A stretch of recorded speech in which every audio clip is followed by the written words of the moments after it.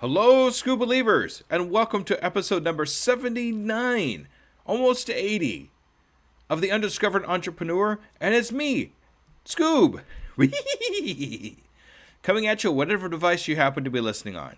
Okay, so today's Scoob Believer of the Week, the Scoob Believer of the Week is Emily Hemingway. Now, Emily has liked a lot of my TikTok videos. Really appreciate you. Thank you so much for being a Scoob Believer. All right, so today's episode, we're talking to an experienced entrepreneur. We're talking to Hailey. Now, Hailey is amazing. It's just fantastic. She actually uses a unique combination of skills in both being a medium and a private investigator, which she uses to help finding missing people in unsolved cases. It's amazing to me how we can actually use something like this to be able to help find missing people that are basically cold cases, or it's just harder to find.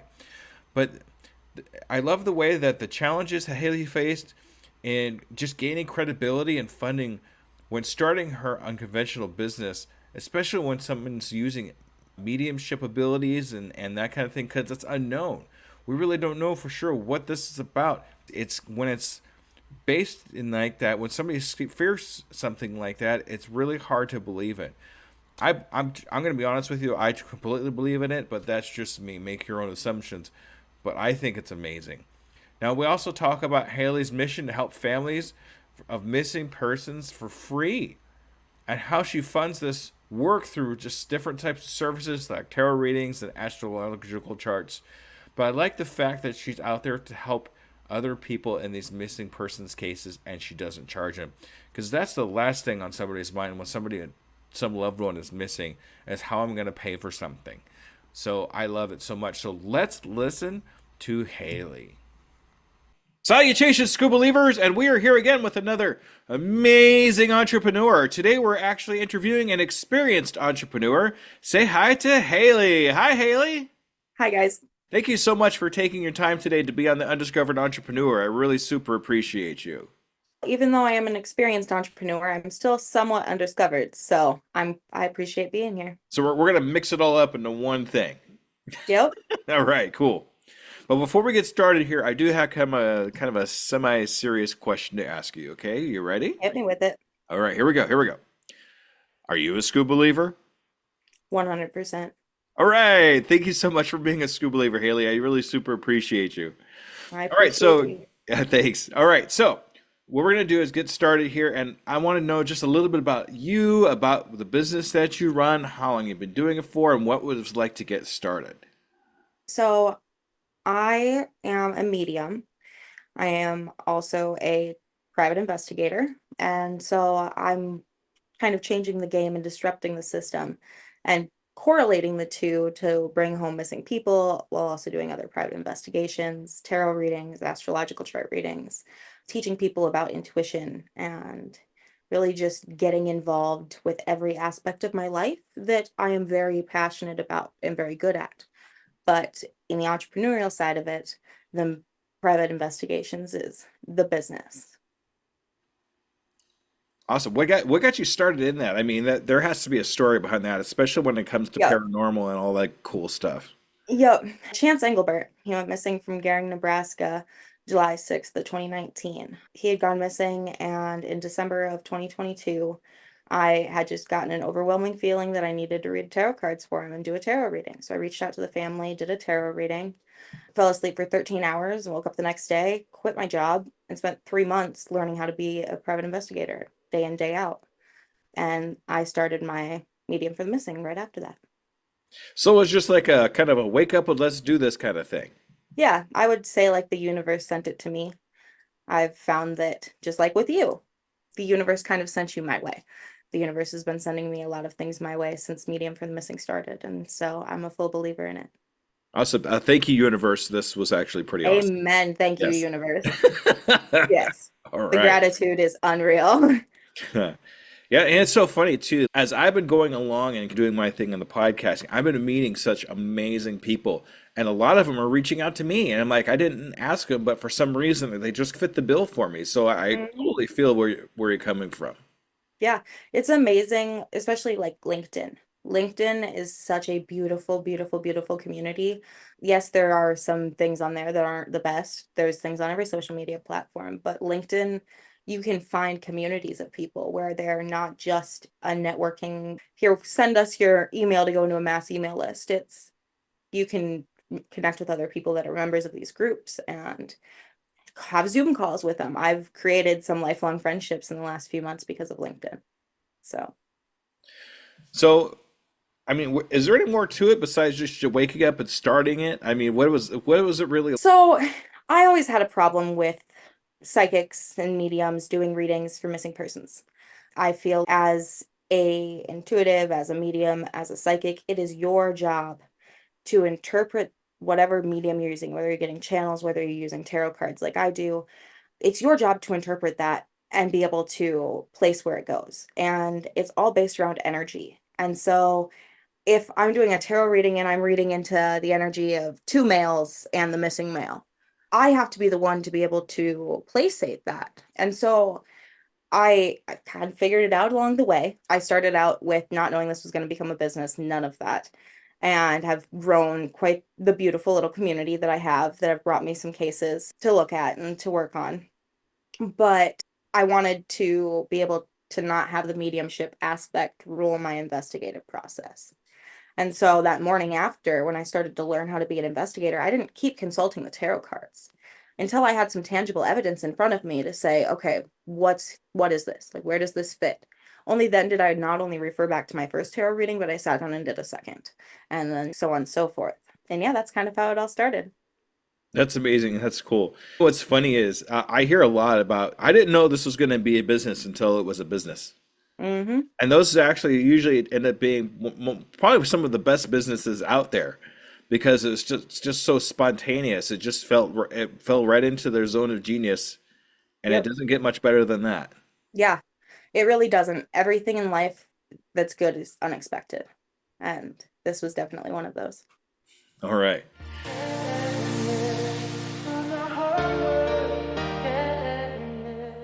In your first year of business, when you were actually just getting started, was there any like pitfalls or problems that you encountered? So many. You have to look at the aspect of you don't have any credentials right out the gate when you're doing my kind of work. And a lot of kind of work, whenever you're doing some sort of consulting or holistic health or any of that, you have to have the backing for it. Otherwise, people aren't really going to take you seriously. Another would be funding. So my mission is to not charge a family who contacts me to look into their missing loved one. My mission is to not charge them. And so that's why I also do the tarot readings, the astrological chart readings, the chakra openings and activations and distance energy healing, all of that stuff. That's why I do all of that. Every single dollar of those go into my business medium for the missing so that I can go look for these individuals out of state so that I can spend the time researching and paying for all of the platforms for my background checks, things like that. But those were a couple of the biggest pitfalls. The other one would probably be traveling in and of itself. Traveling is hard as a woman, as is, but going to look into a complex disappearance of somebody is terrifying. Yeah, absolutely. I actually interviewed a young lady. Her name was Crunch, which was actually her first name, but I thought that was actually pretty cool. Yeah, But her whole thing was helping women travel on their own because it is difficult for a woman to travel by that herself, is especially the way that amazing. she described it to me. I don't travel very much. I don't get out very much. But it was interesting, and she kind of brings that point out where traveling as a woman by yourself, it can be challenging. Oh yeah, it can be scary. And I mean, I've traveled on my own for my whole life for the most part, but doing it to go and look for a missing person, that changes the game. I never thought that it would have ever been like this. I believe that, that's for sure. And incredibly, you bring up being credible, and that can be a little bit of a touchy subject to begin with. Anyway, I mean, I have a friend of mine that his name is Snow Leopard, and he's also a tarot reader as well too. I love And that. yeah, and he that's one of the things that he actually ran into too was getting the credibility for people to understand what he's actually trying to accomplish. Yep. My biggest advice for anybody out there looking to be able to delve into tarot readers, if they're legit or not, listen to how they talk about the energy of the cards. If they don't talk about energy once, or they don't talk about it positively and explain to you that it's just energies that they're reading, not specific people, do not pay for a tarot reading from them. There you That go. That means that Snow is very credible because that's 90% of what he talks about is the power and the energies that he gets from doing tarot readings. So there you go, yeah, Snow. yeah, yeah, we need to connect too. I need you to connect us. We had talked about that when I had first met you. Yeah, that's right. We still need to do that. I'll make sure that Yeah. happens. And I'm glad you're doing a lot of this for, I mean, to help people out for free. That's really what it's all about too, especially in entrepreneurship. We want to be able to help people because Mm-hmm. that's really what it's all. It's not about always about the money. And yeah, the money is fine and that's cool, but at the same time, it's the money is a byproduct of how we serve others. Exactly. And that's the thing. I get looked at like I'm crazy when I tell somebody, oh, I don't charge my families for my missing persons cases, but I also investigate finding biological families when you've been adopted, or finding the kid that was adopted. Or I investigate, infidelities and scandals, and for divorces and child custody battles, things like that. I do all of those investigations as well, and those I'll get charged for. It's specifically the missing persons cases, and it's specifically to the families and immediate loved ones. Fantastic. Haley, thank you for doing that. If Yeah. nobody else said anything about it, I am definitely Thank you thanking you for for that. thanking me and not Yes, there telling you me I'm go. crazy because I don't charge. Yeah. No, because I know. I mean, Paying it I forward don't charge is anybody to be on my podcast, and it's right. for that almost the exact same reason. It's to give somebody else an opportunity to get onto a platform without having to worry about spending a bunch of money just to be taken seriously. Hmm. Yep. I think that we have a very, very big problem in the United States with missing people, especially missing children and women. That's not being talked about the way that it should be. It's not getting the attention that it needs to be getting, and the attention is going elsewhere, hiding it. And so I would never in my life feel okay if somebody's mom called me bawling and said, my son went missing, my daughter went missing, or my mom's missing, my sister's missing, my best friend's missing. Can you help? I would never feel okay telling them no because they can't pay me. Growing up in the rural Midwest in the lower middle class, I get it. You don't have $5,000 to hire a private investigator to find your loved one. And we deal with a lot of complex circumstances within our police systems. I'm not trying to get too political here by any means, but I think that we have a lack of funding and a lack of resources for training for a lot of our police departments in the United States. And so they don't know how to handle it. And the second people hear I'm a medium, especially in that environment, I'm immediately discredited. And it doesn't matter if I have the key to find them. I'm discredited because I'm a medium. And it's sad. It's really Yeah. sad because wouldn't you want to explore every possibility? Yep. That's why the families contact me, not the police departments. Right. All I right. would love to work with the police departments. I would love to be able to be a resource that they could call when somebody gets reported missing. The sooner the better. And so maybe one day. Well, hopefully the world will be ready for that rule soon because it's much needed. But people I need to agree. be open-minded about it enough to let you in. Because if they're not, they're going to be closed-minded and they're just going to just sign you off. Yeah. Because of what I do, I was able to just recently, I did an interview for Story Samurai. And when we were talking, he goes, I'm a skeptic. I'm a math and science guy. And I believe heavily in science. But I believe magic, and I hope that's not derogatory towards mediums, but I believe magic is the science that we don't understand. And that was beautiful. It was beautifully said by him because it's the truth. We don't understand it unless you are it. And just being open to it. Yeah, there's a lot of people out there that pretend that they can do it, but you have to be able to vet who is and who isn't. Anybody that wants to know, call me. Have There you go. a conversation. Like, I'll tell you what flat out, these are what real mediums and psychics will do, and these are what phonies will do. And it's disgusting, the phonies, but that's what's created such a negative stigma. That's just it. One bad apple ruins the rest of the bunch, right? Yep. Fruit of I the poisonous tree. Yeah, exactly. I remember too, at one point in humanity, fire was magic. Yeah. So if we couldn't understand what fire was about, it was considered magic, and it still works out to this point today. If it's Mhm. something we can't explain or understand, it's quote unquote magic. Yeah, exactly. Yep, I love that because that's what it is. It's really just taking a look at what it is and what it isn't. Like I said, the energy of everything. Exactly.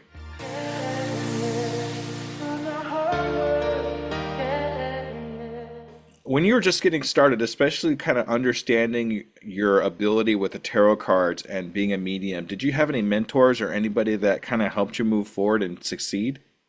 So I started reading tarot. It'll be 9 years at the beginning of 2025. So yeah, it's been about or 8.5 years. But the last 4.5, I really got deep into my mediumship. I didn't learn until about 4.5 years ago that not everybody can channel with the dead and talk to the dead and help people cross over. When I had my first experience helping a spirit cross over, and it was beautiful. It was the most beautiful thing I've ever experienced. And for me, that was wild. I didn't have anybody really to mentor me through all of that, but I have had one very, very, very influential business wise somebody to help me that way. Sam Waltz, he's located in Delaware. And then Deborah Dubry, as of late, has been a very, very wonderful woman to help me and talk to me with. Outside of that, spirituality wise, I have my spiritual mentor Jared and my best friend who helped get me into astrological charts and helps me with my astrological chart readings. It's you book us both when we do an astrological chart reading, and that's Ruth. And so, yeah, I had a couple, thankfully. Yeah, that's good. It's all these people that help you kind of do what you do. Mm-hmm. And it's the people that you surround yourself with that makes you who you are. So you got Mm-hmm. to make sure those people that you surround yourself with are high quality people, or at least people that understand what you can do and what you can accomplish. Yep, I couldn't agree more. All right.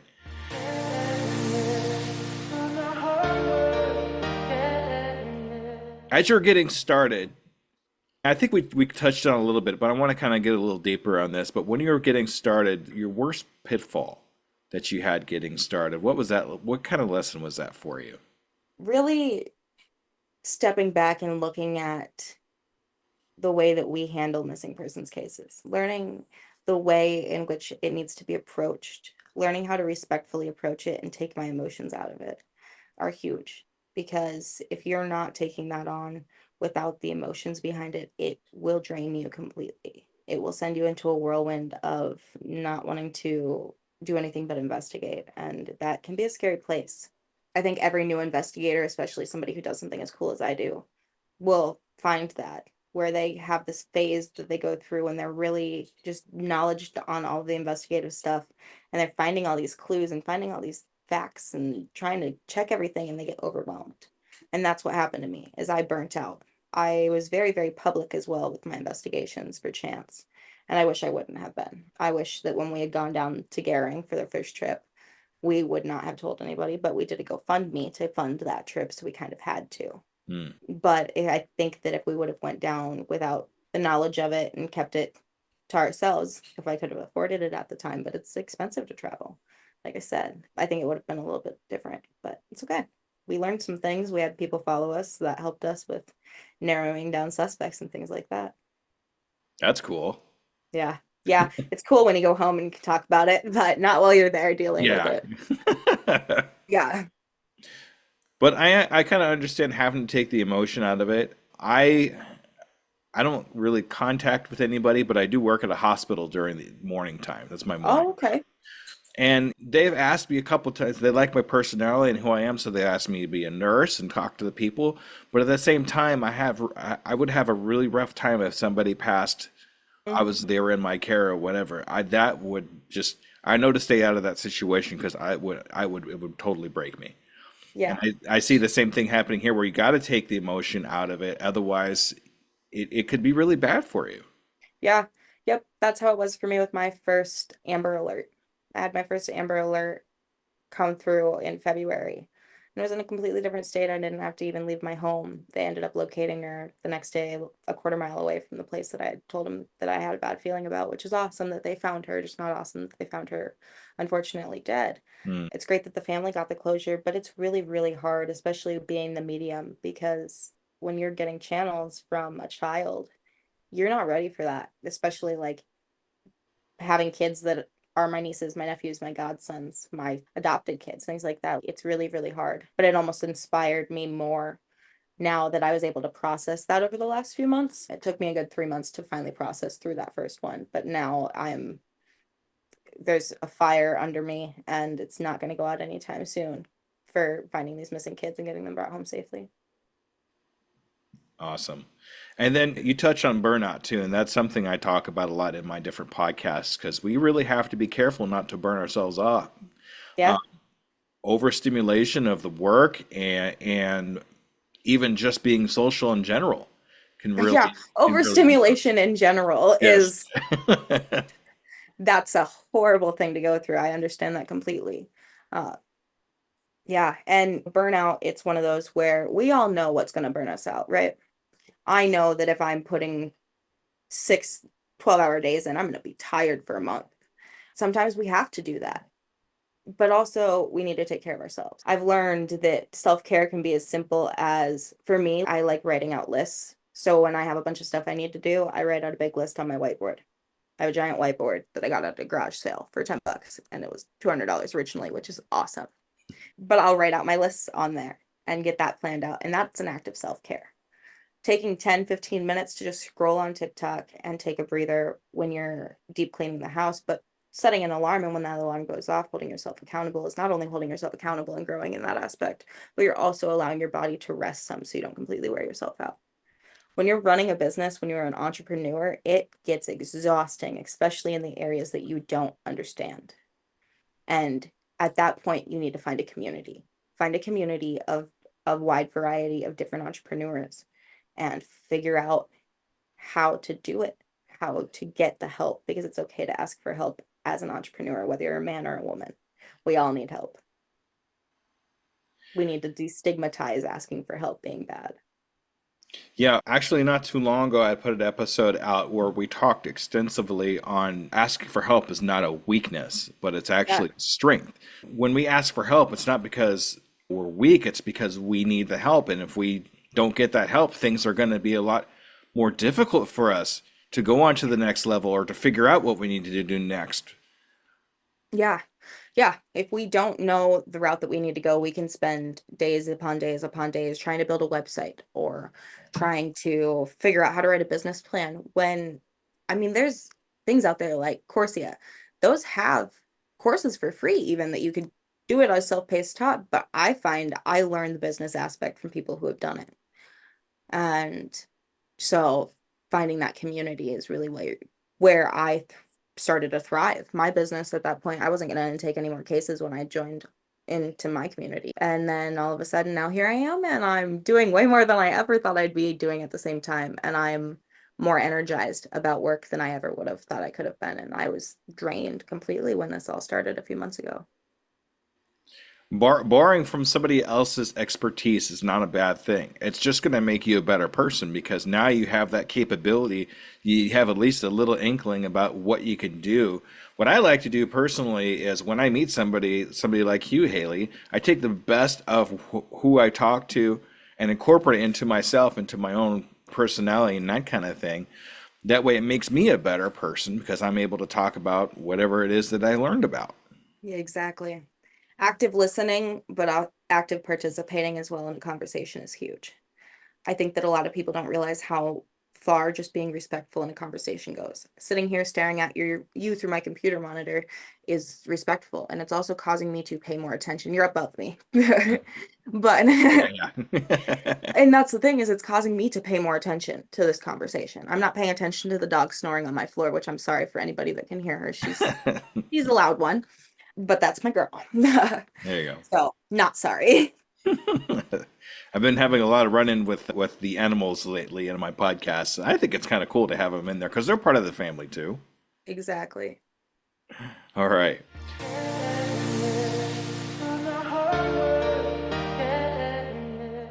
In hindsight, we've all had our failures that we, Hmm.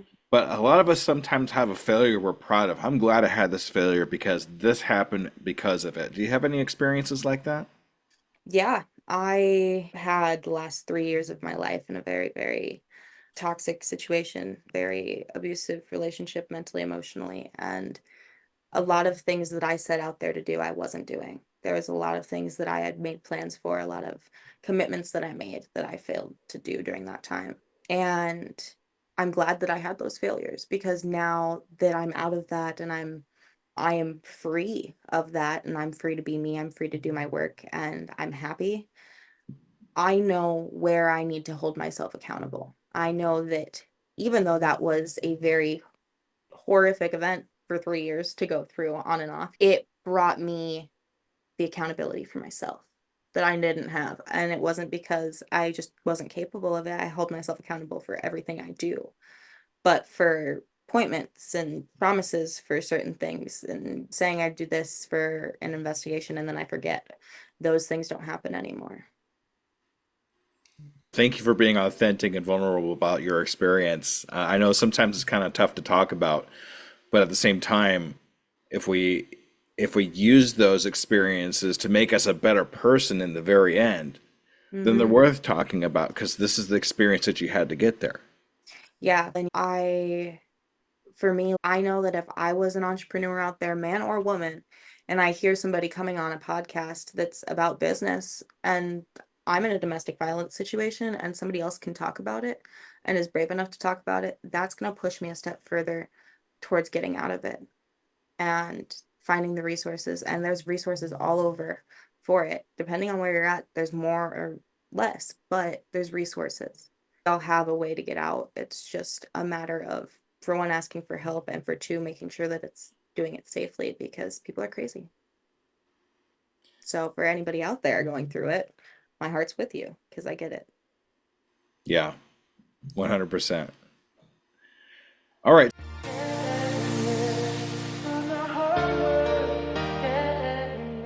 I'm gonna kind of turn this around a Go little ahead. bit. You go ahead and do that. You are the Okay, host. and we're gonna talk about this instead now. And the vast number of I could talk today, Me accomplishments too. that you've had up to this point. Is there one or two that you're most proud of? Yeah. Helping, I guess not finding myself, but helping find that little girl. My first Amber Alert is huge. I have recently been contacted to do a biological parent investigation for this guy, and I'm pretty sure that I have his parents found. I'm just waiting on a call back, and we'll have our answers. And I'm super stoked for that because I know what it feels like to be reunited with family. I know what it feels like to miss family that you don't know how to get a hold of, or you can't get a hold of, or you don't even know where they are or who they are. And connecting with that family is huge. And so it just brings warmth to my heart. Fantastic. Being able to accomplish that for especially for somebody else is really gives you that nice warm fuzzy feeling in your chest that you've been Hmm. able to help somebody else. Yeah. Yep. And then the other thing is like Joe Rogan accepted my connection request on LinkedIn. So that Well, was that's pretty cool. cool. Yeah, that was pretty cool. I was stoked about that for the week and a half. I still am. So we'll move it away out of like the heavy heart stuff and make it a little bit lighter. That's great. There's a guy that I follow. His name is Pat Flynn, and let's see, when I first started doing this, I actually got into a conversation with him about our kids, and then suddenly he started following me. I was like, wow, because he's pretty big in my eyeballs, Yeah, I and don't I know was who he like, is, but that's okay. yeah, no, he's look him up. I'll tell you later. But and I was like, why did you decide to follow? Because he's a pretty big guy in my industry and podcasting.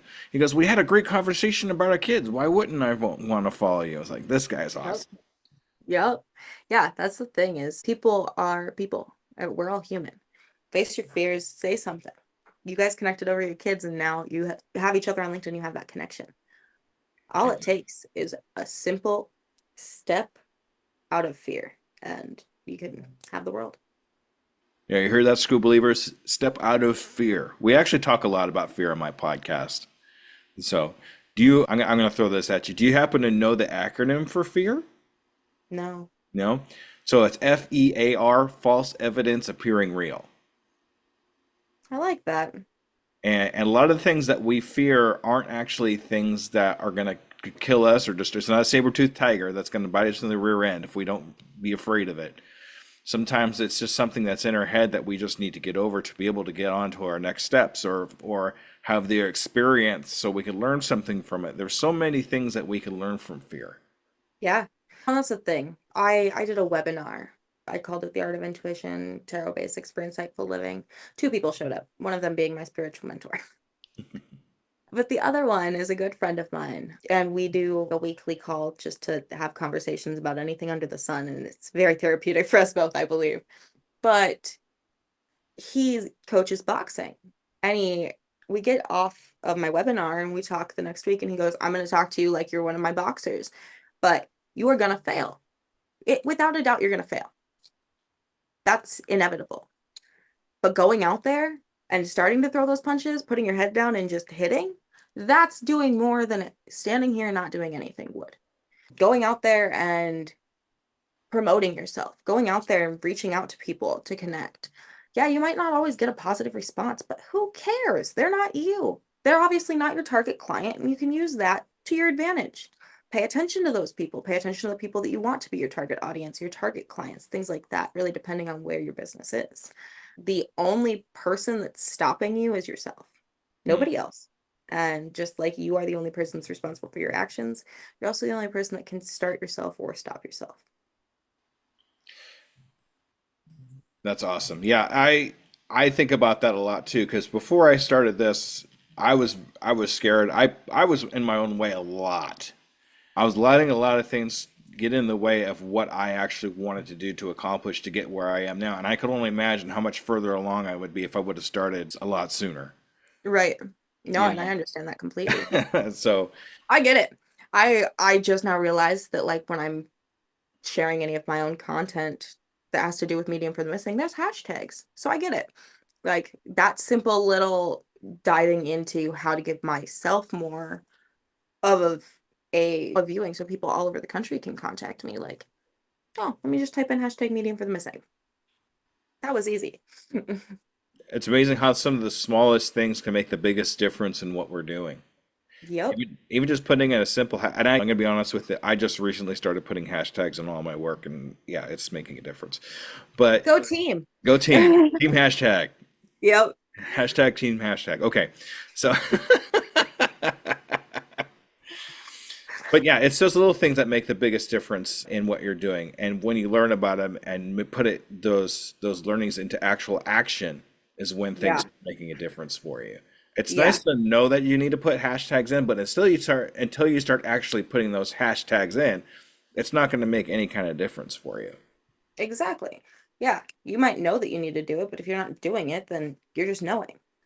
And that's not doing. That's not progress. That's not growth. And that's not success.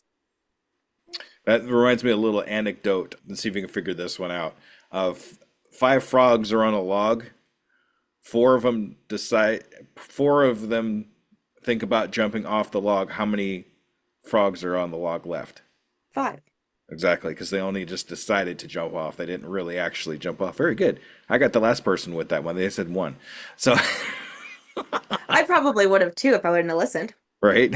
I was looking at your face while you were talking, though, so I was listening. Oh, I've been found out. Okay. So, I don't know if that's the case. I just took the glasses off so I didn't focus too hard. oh, okay. It works. It does. It does work. Be weird, man. Oh, I Be love your authentic, weird selves. I will accept you. I don't care what you do or who you are. You're authentic, you're weird, you like yourself, and you love yourself enough to do stuff like this. Like, I'm goofy. You'll, I'm um, okay with it. I like to embrace weird. Yeah. I really do, if you couldn't tell already. Yeah. But embracing your weird is actually what sets you apart from other people. Exactly. And so that I think that's why I really kind of I lean into my whole Scooby-Doo act and my voices and my jokes, and it just makes me who I am. Exactly. That's why you're DJ Scoob, and that's why we love you. Thank you. Okay, next question. Next question. Okay.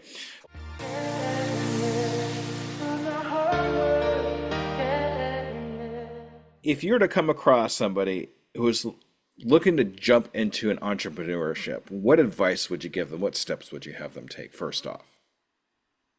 Where do you want to be in 5 years? What are you passionate about? What are you good at? What would you do for the rest of your life if you could do it? Anything in the world. What would you do? Short, simple, and sweet. Actually, there's a book that goes into a lot of that. It's called The Big Leap. I don't know if you've ever heard of it or not. I've heard of it. I haven't read it. That book changed my life. You have got to get your hands on that book. I listened to it on Audible. If you want, I'll send you a Okay. link. I'll send you a link to it so you can check it out. Perfect. Yeah. But it actually goes into how to find your zone of genius, how to find what you're passionate for, questions that you could ask yourself to get into that zone. Goes into flow, all kinds of great things. Perfect. I love that.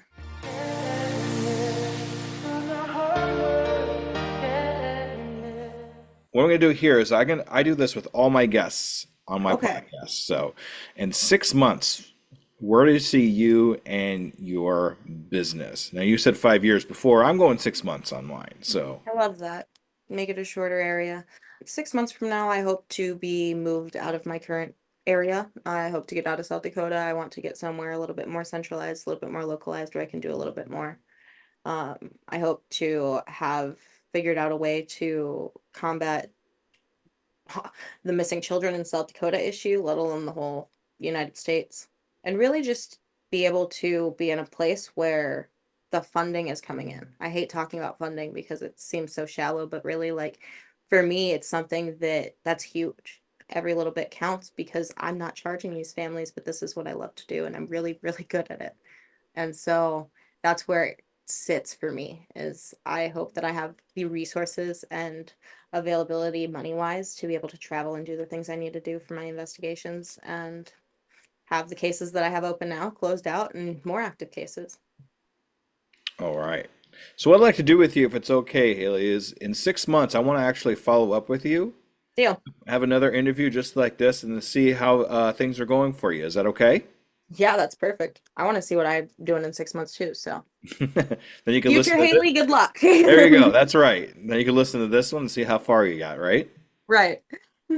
All right.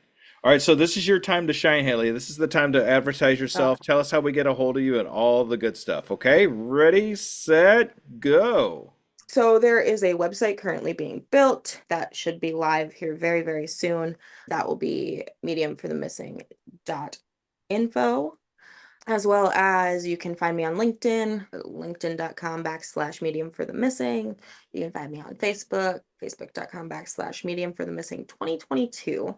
You can send me an email at medium for the missing at Outlook or MTFM services at Outlook, or you can reach out to me through the business phone at 605-223-5856. All right. Awesome. Haley, thank you so much for taking the time out of day to be an Yeah. undiscovered entrepreneur. This has been an absolute blast. It's been a while since I've laughed and carried on this I was, long with a guest. So, hey, I'm glad to be here. I'm glad that we got to have this conversation, and I will be in touch. all right, fantastic. All right. All right, School Believers, thank you for being with me on another interview, and make sure you stay tuned for the wrap up, okay? All right, Thanks, everybody. guys. Thank you. All right. Bye. Bye-bye. All right, School Believers, that was Haley.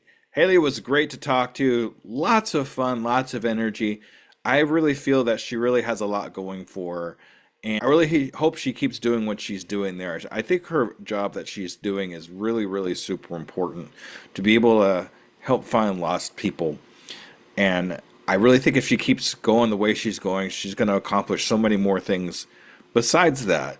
I love that we talked about following our passion, that she was so open about her experiences and the problems that she had with credibility, funding, travel. She was very open about everything. I think that's the one thing I really take away is how authentic she was and vulnerable she was about everything that she's learned up to this point.